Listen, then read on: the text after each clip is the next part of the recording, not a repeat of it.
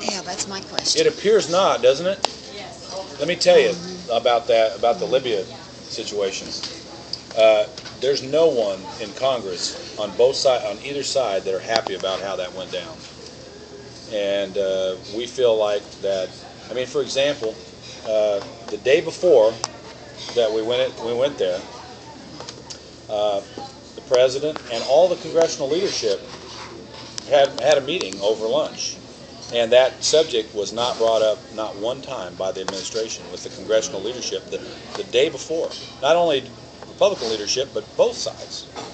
And the administration didn't bring that up, and the next day they did what they did.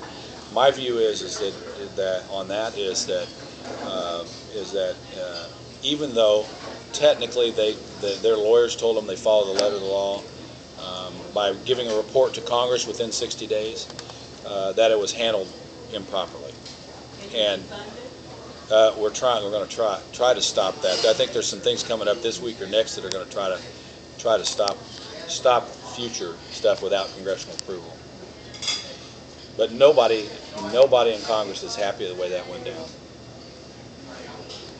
So do you have Yes, sir. Congress has no control over deficit spending either? I mean, perhaps all the congressmen and senators should take a pay cut every year as deficit spending. Yeah, I don't. Budget is balanced. Yeah, as you probably know, I didn't go into this for money because I went from being a cardiovascular surgeon to doing this, and so you're right. I think, in fact, the matter is, like in the government shutdown, believe it or not, the members of Congress would have continued to get paid. You know why? Because it's in the U.S. Constitution that it really is constitutionally required that the representatives get paid. So what our approach was on our side is that we couldn't actually stop them from paying us.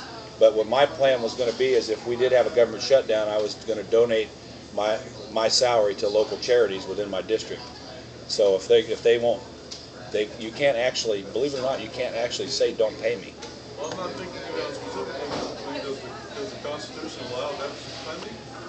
It does. It allows discretion that does that. Yeah, and that, in fact, that brings up a subject of a balanced budget amendment, which is currently on the table, that has the support of all 47 Republican senators and some on the Democrat side.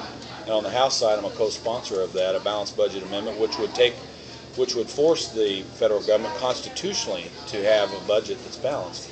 And it's a very complicated thing to arrange that, because if you put a balanced budget amendment in but you don't have significant restrictions on raising taxes, you know, and the spending's high, the government just raises your taxes to cover it. But this balanced budget amendment has specific things in there that the lawyers have told us it's one of the best balanced budget amendment proposals that they've had up there. So I've co-sponsored that on the House side. The whole problem is so big it can't be run away from, but Yeah. this one eventually is going to get that big. Oh, it is that big already, actually. I mean, in my opinion, it's that big. The spending is that big. So that's what we're doing.